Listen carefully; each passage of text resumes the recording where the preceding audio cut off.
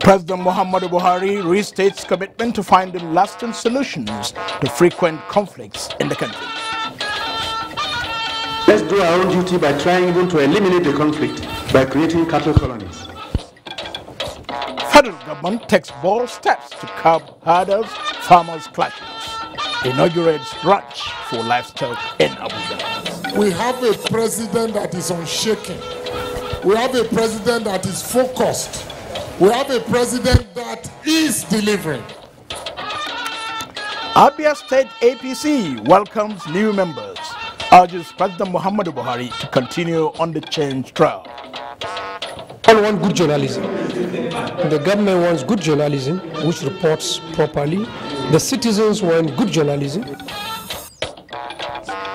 And media practitioners commit to promotion and protection of press freedom as Nigeria prepares to host the 2018 Congress of the International Press Institute, IPI.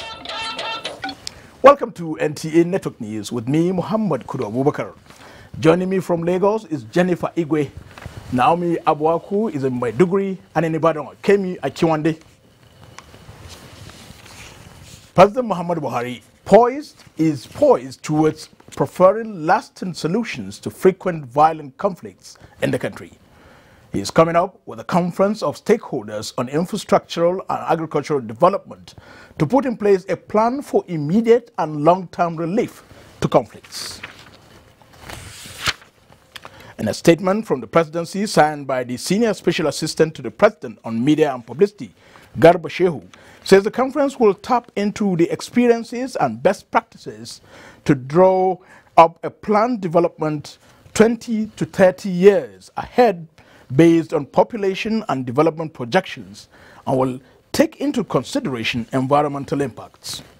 The statement says President Muhammadu Buhari has been concerned about these conflicts each time he received those very gruesome pictures of mayhem from several parts of the country, especially as it affected Benue and neighboring states. The president, he says, is equally worried about some public pronouncements and finger-pointing that are in most cases very unhelpful to peaceful coexistence of our diverse peoples. The statement further said that the president is conscious of his duty to Nigerians, not least because he is held accountable for everything that goes wrong. He deeply sympathizes with the families and all the other direct and indirect victims of this violence.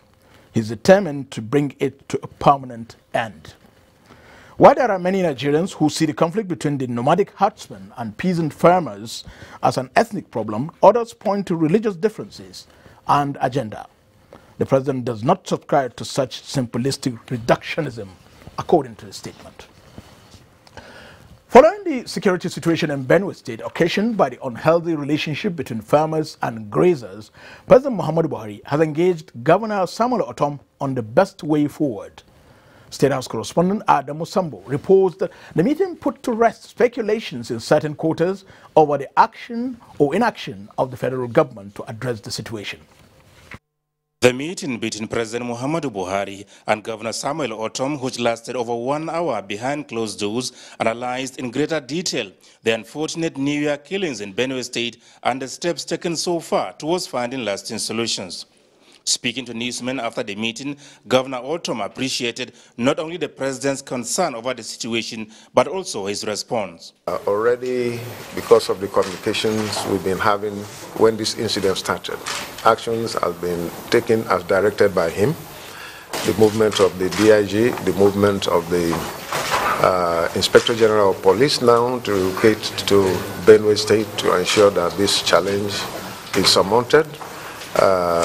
Was at the instance of Mr. President, of course. Additional security personnel, DSS and police have been deployed, and even the army.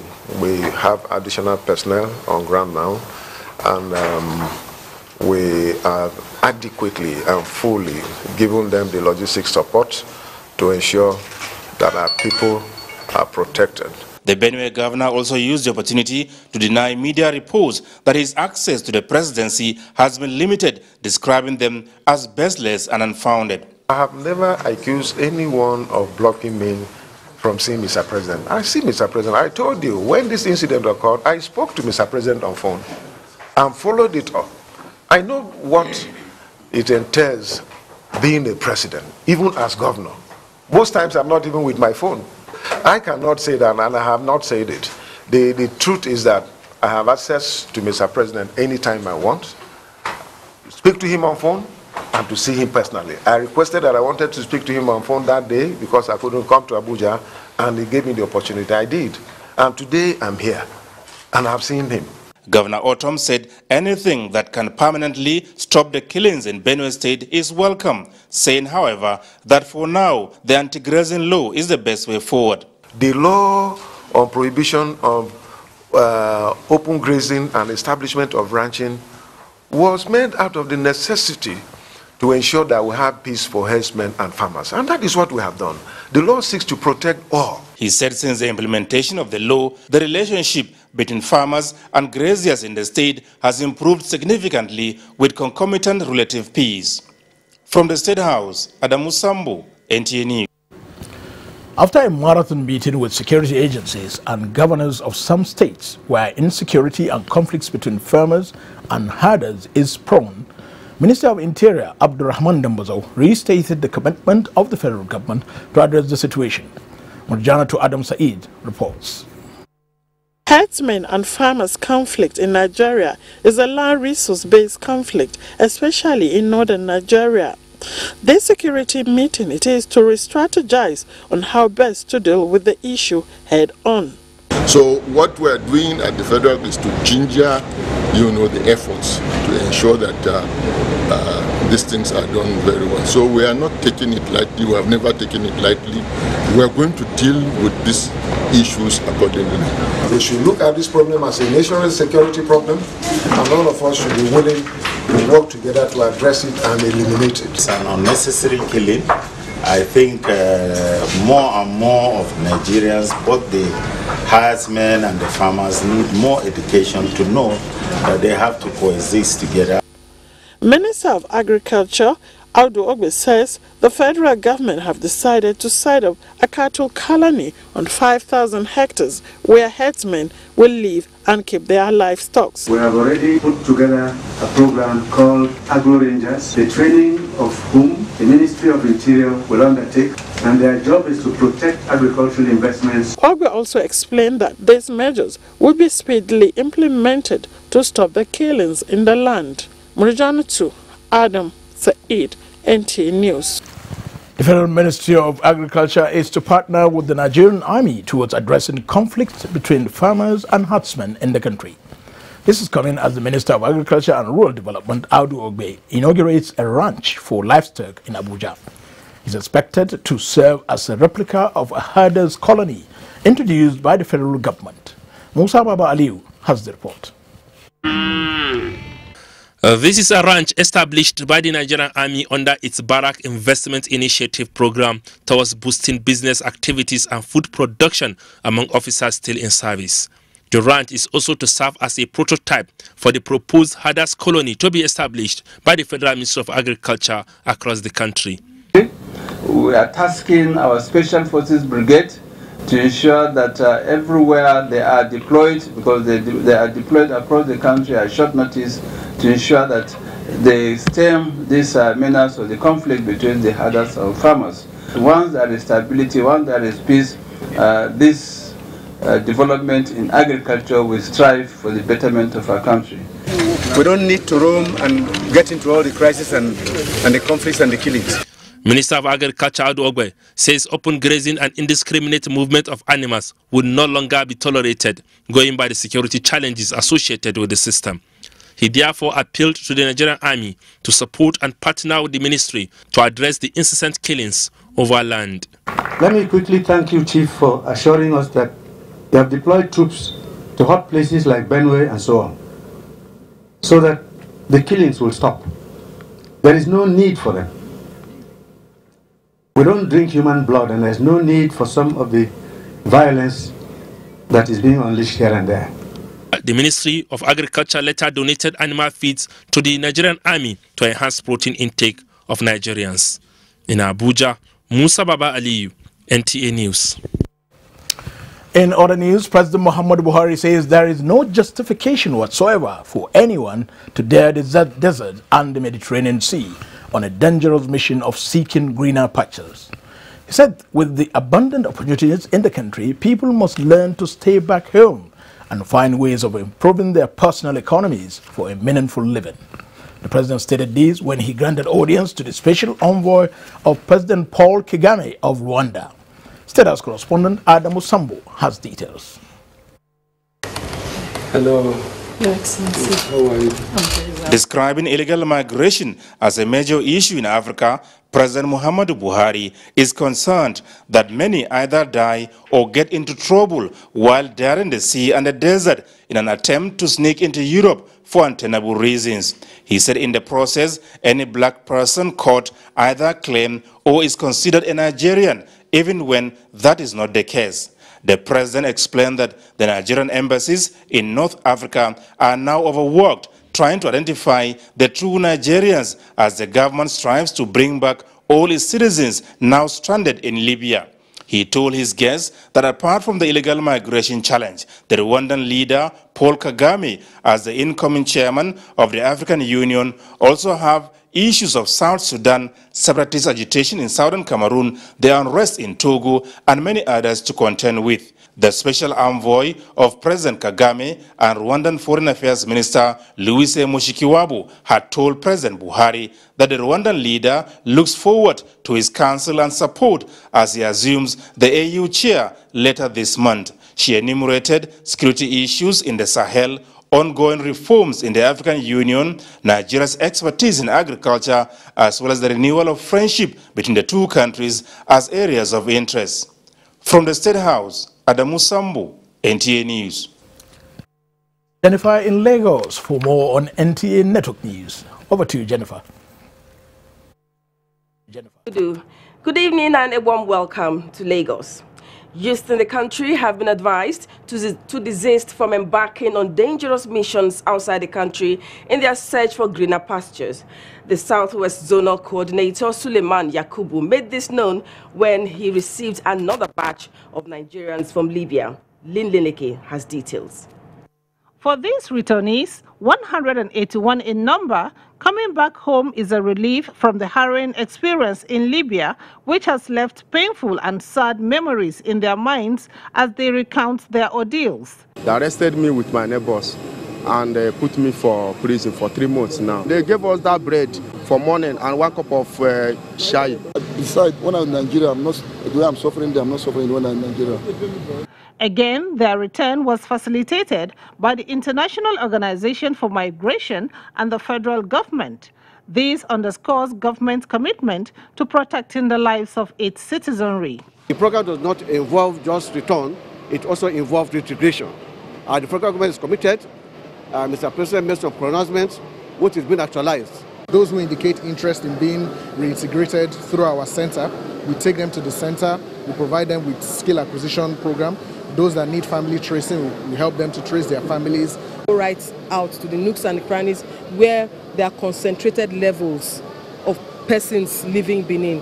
The federal government, through the Office of the Senior Special Assistant to the President on Sustainable Development Goals, in collaboration with the Office of the Senior Special Assistant to the President on the Diaspora and Foreign Affairs, has set up various programs to reintegrate the returnees into the society. The voluntary returnees were taken through various stages of reintegration, including medical examination. In Lagos, Lynn Lenake, NTA News. The Chairman Senate Committee on Defense, Senator Abubakar Yari, has reiterated legislature's commitment to remain transparent as well as hold government accountable for money spent in public service. He stated this during an oversight function to the Nigerian Armed Forces Resettlement Center, Oshodi, Lagos. Rotimi Oluwagbemi reports.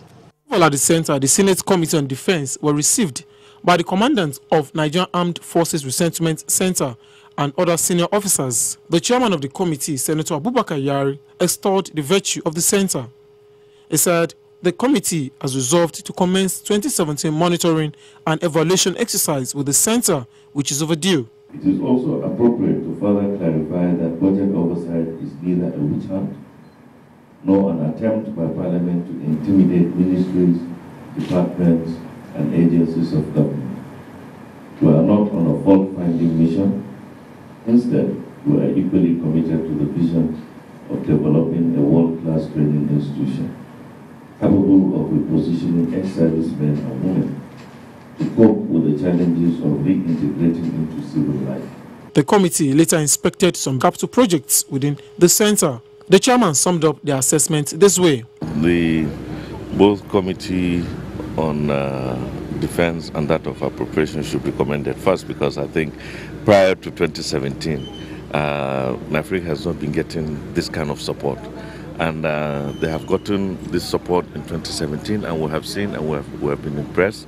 So I think and I believe that whatever they bring forward would be supported, because we have seen what they have done. The Nigerian Armed Forces Resettlement Center is saddled with the mission of providing quality vocational training to retiring servicemen of the Armed Forces of Nigeria, with the aim of reintegrating them back to civilian life. Just on to NTA Network News. Back to Kudu in Abuja for more. Thank you, Jennifer. Public primary schools in Kaduna Metropolis have remained closed following the indefinite strike embarked upon by the Nigerian Union of Teachers in Kaduna State. Austin Ayebe reports that the action is to prevail on Kaduna State government to shelve the idea of disengaging more than 20,000 of its teachers. Kaduna State government has vowed to disengage teachers who failed the competency test conducted last year, where more than 20,000 teachers were alleged to have failed.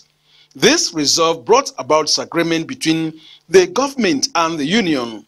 This has lingered for a while, with the Nigerian Union of Teachers dragging government to the industrial court, where they got an order restraining the government from disengaging the teachers. But government said the order sought from the court is belated, as the teachers have for long been disengaged. This gave rise to the strike embarked upon by the union on the 8th of January this year. We are using this opportunity to inform all the union members and the erring teachers that refuse to resume that the government is ready to take action. Effort to get the chairman of the Nigerian Union of Teachers, Kaduna State Branch, failed. The incidents in Kaduna is already drawing attention of the national body of the Nigerian Labour Congress. In Kaduna, Austin Anyebe, NTA News. Still on education, the Joint Admissions and Matriculations Board, JAMB, is determined to get it right in the conduct of the Unified Tertiary Matriculation Examination, UTME. A meeting of stakeholders is underway to consolidate on the gains and challenges of the 2017 experience to strategize for 2018. Ogeji Paul has the report. With the 2018 UTME in focus, the board, as a bridge builder between the secondary and tertiary education, is taking steps to safeguard the integrity of its examinations and also further its frontiers.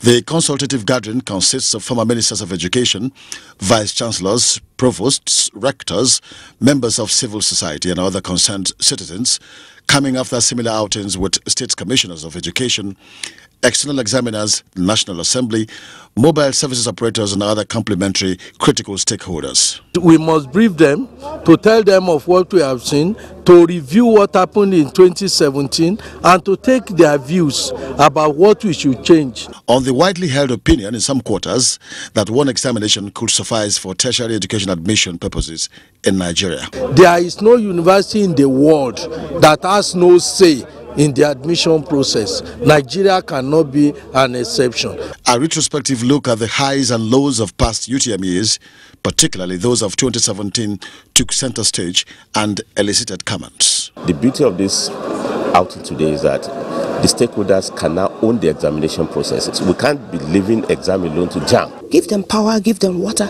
give them opportunities, encourage them. Look, they will leave the universities for those who actually want to do scholarly work. And let parents keep off CBT centers. The high-caliber strategic meeting is expected to produce advisors to the board, ambassadors to the public, and providers of feedbacks from the field. Ogechi Paul, NTA News. This is NTA Network News. Our head, Secretary to the Government of the Federation, defends 2017 budget performance. This is more after this break. So please stay tuned. Don't fall for it. This is a public service announcement brought to you by NTA. Welcome back. Secretary to the Government of the Federation, Boss Mustafa, has asked government ministries, parastatals and agencies to hasten up to defend their budgets as he briefs the House of Representatives in the performance of the 2017 budget of 9.5 billion naira approved for the office of the Secretary to the Government of the Federation. National Assembly correspondent Rabi Musa has details. The Secretary to the Government of the Federation said with a staff strength of 1,118, 22 parastatals and 6 permanent secretaries coordinating the affairs of government, the balance of 50% yet to be assessed to his office will go a long way in solving pertinent issues before the 2018 budget approval. The overhead costs at 3,666,628,206 naira. Bringing it to a total of 1,169,782,935. Boss Mustafa explained that challenges of the SGS office include inadequate funding of specialized programs and late release of funds which affects weekly functions of the Secretariat. The chairman of the House Committee on Governmental Affairs, Hussaini Suleiman Kangiwa, who applauded a cordial relationship between the SGS office and the National Assembly, called on other agencies of government to emulate the step as the committee is running up its budget sitting to meet deadline. Legislators are here to ensure whatever is budgeted is utilized for the benefit of the Nigerian and the Nigerians. The Lottery Regulatory Commission of Nigeria and Administrative Staff College of Nigeria, ASCON Lagos, also defended their 2017 budget implementation. Rabi Musa, NTA News. Still on budget performance, Minister of Power, Works and Housing, Babatunde Fashola, says Nigeria's procurement process is very cumbersome and therefore hampers the effective implementation of annual budgets. The minister stated this when members of the House of Representatives Committee on Works visited the ministry to ascertain the level of implementation of the 2017 budget. Ignatius Suko reports. The visit is part of the House of Representatives' resolve to oversight the 2017 budget implementation before the passage of the 2018 appropriation bill. The Minister of Power, Works and Housing, while presenting facts and figures of the capital component of the 2017 budget of the work sector, identified long procurement process as a major challenge. Total budget for the year of 305 billion. You have a work done of about 70-something%. But we can't record it unless we get cash and pay for it. That's when it becomes budget performance. All of these are held up by the procurement process. But as a matter of fact, Honorable Minister, we would like to have an up-to-date situation with the procurement process. The minister noted that the ministry was confronted with quite a number of emergency projects across the country, which were attended to, as the committee advised that a provision for funding of such projects be made a permanent and integral part of annual budgets. There is always this issue about emergency projects and provisions for it in the budget for Ministry of Works. Some members of the committee raised concerns on the absence of contractors at some sites in parts of the country, but the minister identified structural defect, insecurity and poor cash releases as some of the causes. The ministry said it is faced with 2.7 trillion naira contractual liability, mainly from inherited projects. Ignatius Nkwo, NTA News. Throughout the history of the current political dispensation, perhaps the relationship between the executive and the legislature has never been so good, especially in the last 1 year. Senior Special Assistant to the President on National Assembly Matters, Senator Ita Inang, stated this at a media briefing in Abuja. Senator Ita Enang was particularly complimentary of the leadership of the National Assembly in that legislators in this dispensation have done away with party politics and have focused on the job at hand. This, he said, has paved the way for the 8th Senate to break new ground in terms of bills passed and working in harmony with the executive. This is the best relationship between the executive and the legislature. I have participated in all, because this is a legislative-executive relationship which is based on do your work, I do my work. Each side is fully concentrating in handling its own aspect of the work.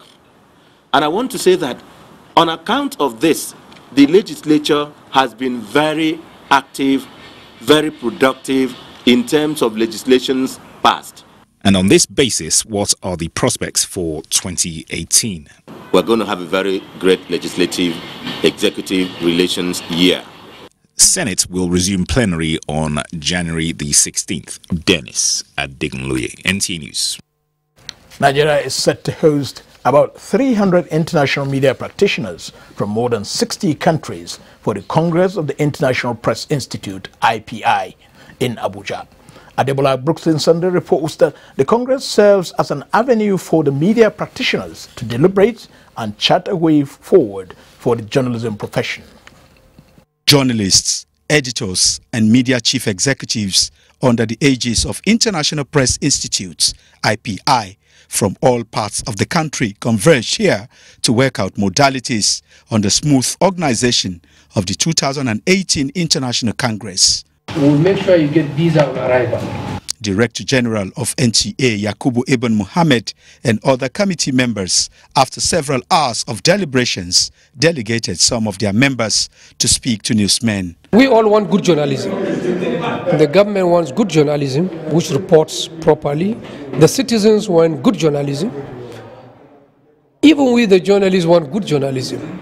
But what are the challenges to delivering that? We have very weak institutions. Sometimes we even have media companies that can't pay their obligations to their staff and to the other people they do business with. Poor capitalization, lack of equipment.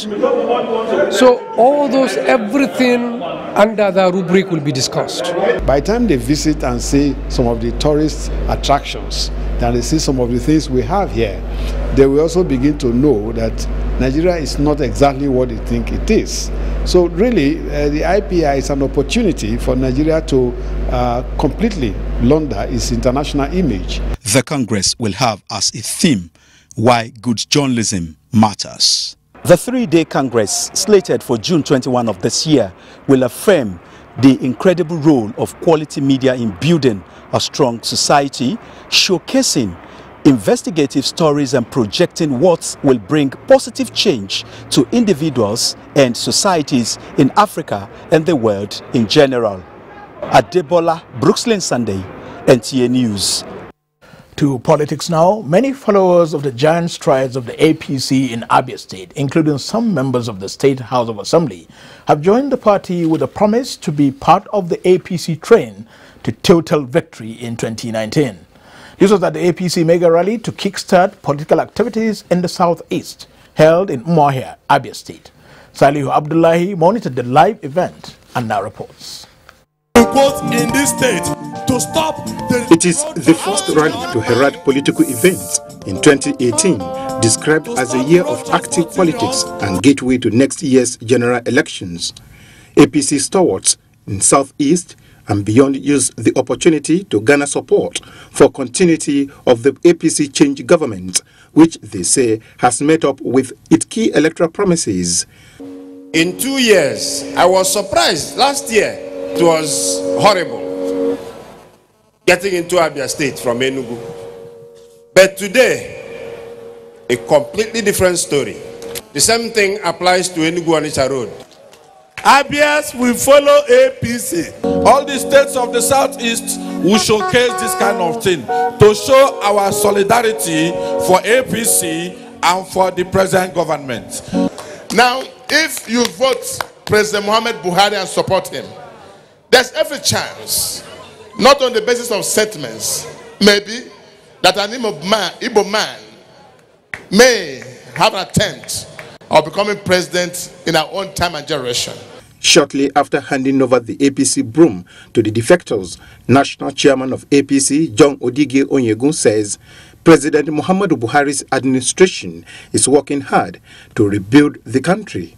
You have said that we should tell President Muhammadu Buhari that he must run again. Is that so? Yes, sir. Salihu Abdullahi, NTA News. The All Progressives Congress APC Delta State is demanding for the outright cancellation of the just concluded local government elections in the state. Chairman of the party, Prophet Jones Elwe, told newsmen at a briefing in Evreni Ugeli South local government area. Tessie Koka reports. The APC chairman, Delta State, Prophet Erwe, expressed the party's dissatisfaction over the just concluded local government election. In the attempt by APC to insist on all sensitive material, including resource sheet, to be provided to allow a free and a fair election, we demanded and still demand for a total cancellation of the sham election in all 25 local government areas in Delta State. We demand that TSEC guarantee a free and fair election in a rerun that will take place in all 25 local government areas of the state. We will therefore not participate in the elections in the 2 local government areas feast. The briefing had in attendance some APC chieftains, Tessie Koka, NTA News. Members of the All Progressives Grand Alliance, APGA, led by the party's Deputy National Chairman South, alongside members of the Board of Trustees, have paid what they described as a reunion visit to Chief Ogba Onoha Bodex at his hometown, Abriba Ohafia local government area of Abia State, to further strengthen the party ahead of the 2019 general elections. Kelechi Okafo reports that Chief Onoha Bodex is a well-known businessman and philanthropist in Abia State.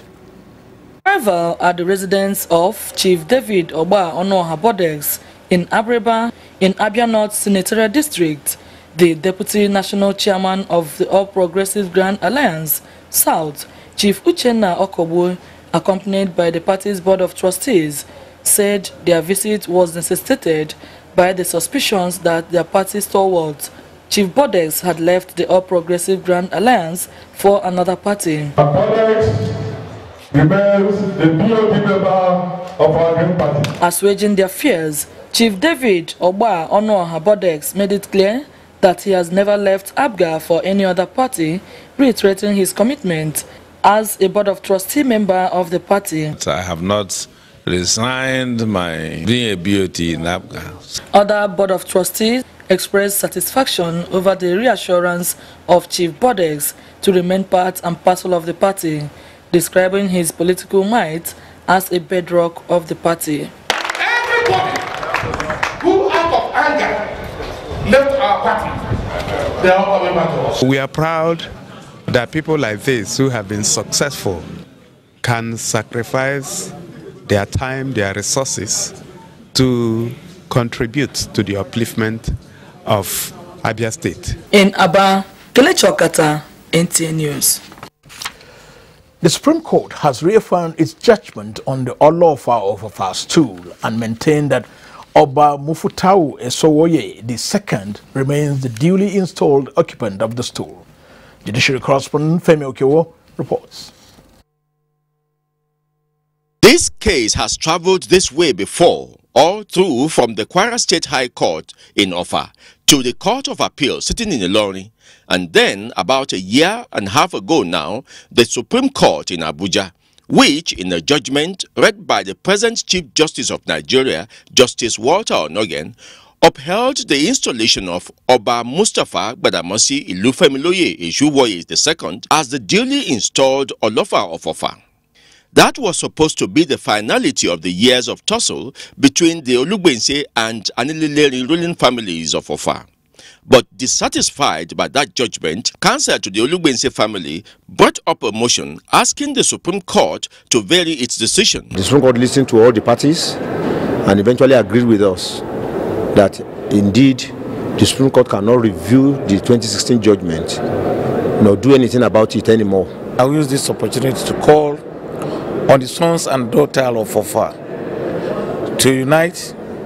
We have come to the end of this case. What is very important now is the unity of the town, and we are advised to go back and resolve issues among ourselves. In Abuja, Femi Okewo, NTA News.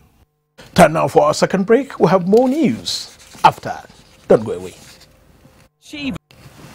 Federal government orders contractors to show their tax identification numbers TIN after recording a 100 billion naira shortfall.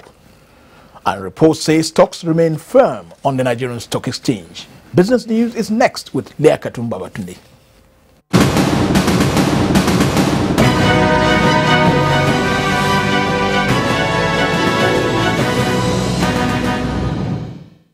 Nigeria is seeking to deepen ties with Japan as investment opportunities abound to make this happen. Minister of Finance Kemi Adeosun made the disclosure while receiving a research delegation from Japan on its overseas development assistance in her office, who are in Nigeria for an assessment of ongoing projects, which include a $76 million commitment to fight polio in 2014. Of that transaction was very important for us because after 4 years the loan is due to be repaid.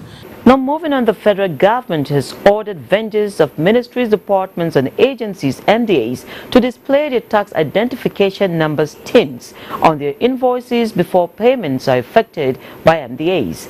The federal government's directive was handed down on Tuesday in Abuja by the Minister of Finance, Kemi Adeosun, to the Accountant General of the Federation, Ahmed Idris. The order is part of resolute efforts by the government to block revenue leakages by MDA's vendors, as about 100 billion naira has been discovered as tax revenue shortfalls by contractors between 2012 and 2017. Now, with several instances of cybercrime, the Central Bank of Nigeria, CBN, says governor of the Apex Bank has no Twitter handle. The Apex Bank, in a statement, said it became necessary to inform the public as a means of safeguarding them from fraudulent activities. And happy times are here for investors on the floor of the Nigerian Stock Exchange, as the all-share index maintained an upward trend Tuesday, reaching the psychological line of 40,000 points after it garnered 1.29% rise. Next is a graphic summary.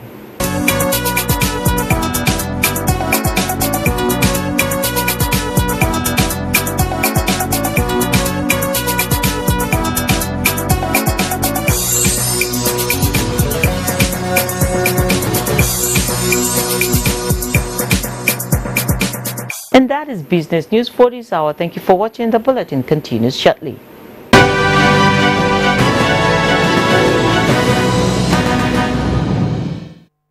The federal government has again assured players in the oil industry of a level playing ground in the bidding process of the sale and purchase of Nigerian crude oil.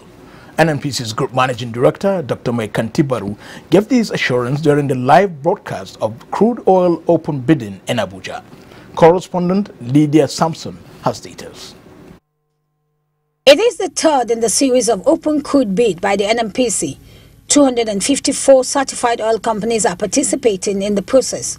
The corporation had held an open bid for gas and another 2 bids for direct sales and direct purchase of petroleum products. NNPC's Group Managing Director says the live broadcast of the bids was in keeping with the presidential mandate of upholding transparency in the bidding process. We'll continue to be transparent in all our dealings, and my prayer is may the best submissions be selected. In addition, Group General Manager Crude explains that the open process was also to ascertain the credibility and integrity of the bidders. I'm sure you all know that this is a very international business. You cannot have all your customers locally, and therefore where such exists and where there's a government-to-government kind of arrangement, there must be a clear agency relationship between such companies and their home government, and we'll make sure that that is complied to. This is the high point of the process. Random pick of a company and confirmation of the authenticity of the documents submitted. I want you to reconfirm that this is your bid. It's in the original packaging. It's not been tampered with. I confirm that this is the bid I submitted earlier is sealed in its original package. Certified companies were, however, cautioned against fraudsters who disguise as off-taker selection assistants. In Abuja, Lydia Sampson, NTA News. Chairman House of Representatives Committee on Petroleum Downstream, Representative Joseph Akinlaja, says there is no reason why petroleum marketers should be selling petrol beyond the stipulated 145 naira per litre. While briefing journalists at the National Assembly, Representative Akilaja explains that this encourages smuggling and fraud in the sector. Why are you selling at exorbitant prices above the approved 145 naira per liter? Oh, we bought it at high price, that's why we are selling at high price. Those were the issues. And that was why Nigerians saw us going around. Even in my own town, I went around, Nondo, in Akure, Two things came out strikingly in my visit and my committee's visit. Where there is very long, winding queue, they were selling at 145 naira per liter. In other ones that I visited, where you see short number of cars, they are selling above pump price. Representative Joseph Akinja there speaking on petroleum marketers. Time to join Naomi in Maiduguri for stories making headlines in the northeast zone. Thank you, Kudu, and welcome to Maiduguri. The theater commander Operation Lafia Duli, Major General Rogers Nicholas, has handed over the rescued adopted Chibok girl Salomi Pogu, along with another girl also rescued in the course of the command's operation, to Borno State government. Muhammad Goni has more. Major General Rogers Nicholas said the troops of Operation Lafia Dole have stepped up onslaught on the Boko Haram terrorists on the Lake Chad region and the Sambisa forest, leading to the rescue of Salomi Pogu, one of the Chibok schoolgirls, and the Jamila Adam. It's necessary to officially hand over these rescued persons to you for proper administration and to also link them up with their family members. Already one of them, that's Jamila's student, were able to identify the parents from the general area. Deputy Governor Usman Mummandurkwa had, on behalf of Governor Kashim Shetima, thanked the theater commander for successes recorded within the short time he assumed office. We pray that the remaining 104 will soon be rescued by God grace with you around. The Deputy Governor assured that the girls will be presented to Governor Shetima, who is away on an official engagement. Usman Mummandurkwa also added that the people and the government of Borno State are in support of the curfew in the metropolis, which has helped to enhance security in the state capital. In Maiduguri, Muhammad Goni, NTA News. Two female suicide bombers who recently surrendered to the military have called on members of Boko Haram terrorists to desist from their dastardly act. Muhammad Ibrahim has the details. The suicide bombers said they were sent on the suicide mission by members of the Boko Haram terrorists, but then refused to detonate their improvised explosive devices and surrendered to the military. The two girls who regretted the act described it as ungodly.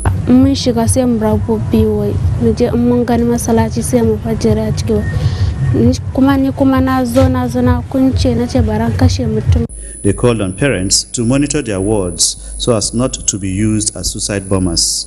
In Maiduguri, Muhammad Ibrahim, NTA News. And that does it from Maiduguri. Is back to Kudu in Abuja. Thank you, Naomi. We now join Kemi in Ibadan for more stories. Thank you, Kudu. Good evening and welcome to Ibadan. Nigerians have been implored to always appreciate efforts of the armed forces and the fallen heroes who fought to keep the unity of the nation intact. The advice was given at the 2018 Armed Forces Remembrance Appeal Fund launch in Ibadan, Oyo State. Correspondent Shalawaid reports. The Armed Forces Remembrance Day celebration is an annual event celebrated nationwide on the 15th of January. Accordingly, a week preceding the celebration day, known as Appeal Week, is for fundraising for the welfare of disabled and aged ex-servicemen, the widows and children of slain soldiers who fought during the First and Second World Wars, the Nigerian Civil War, and the international peacekeeping missions. Oyo State Governor Abiola Ajimobi appeals to individuals and corporate organizations to donate generously to support the legionnaires. May I assure you that Oyo State Government We continue to support the activities of the Nigerian Legion. State Chairman Nigerian Legion Oyo State Command Michael Fajimi remarked that the Armed Forces Remembrance Day should be seen as a sober reflection and a period when people should do the needful. I want people to come to our aid, to donate generously towards the empowerment of these people. The occasion featured decorations of personalities and donations to launch the Emblem Appeal Week in Ibadan. Shola Wahid, NTA News.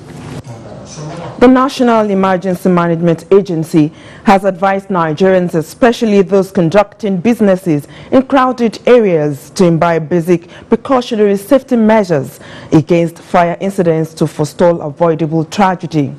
Southwest Zonal Coordinator of the agency, Sulaiman Yakubu, gave the advice while inspecting the site of the inferno at Akondi Market, Ogbomoso. Doyo Bushola reports. The inspection team of NEMA has on its entourage the Executive Secretary of Oyo State Emergency Agency, officials of DSS and other security agencies. They were conducted around the market that was entirely razed by inferno. Speaking at the scene of the incident, the Southwest Zonal Coordinator of NEMA, Mr. Sulaiman Yakubu, expressed sadness at the level of property lost to the inferno. He said there is need for people to embrace basic safety measures by equipping their homes and shops with fire extinguisher to curtail fire incidents before it goes out of hand. We will definitely intervene to bring some relief to the victims of this fire. But my advice to the people is that we also need to be more cautious in taking proactive measures to forestall instances of this nature. In his remarks, the Executive Secretary of OSEMA promised that his agency will do more aggressive awareness creation to stem the tide of fire disaster during this season. The fire didn't start sporadically. It emanated from somewhere. And if we had detected it earlier, they could have quenched that fire from that place. The inferno had ravaged the popular Akande Market around Caretaker area in Ogbomoso, where most of the shops were owned by Igbo traders. In Ogbomoso, Dayo Ogbomosola, NTA News. And that's it from Ibadan. It's back to you, Kudu. Home Super Eagles arrived Morocco for the 2018 African Nations Championship, and Abuja sets to host the International Polo Tournament to mark the 2018 Armed Forces Remembrance Day. Kene Emma Wadike is our guide on Sports Update.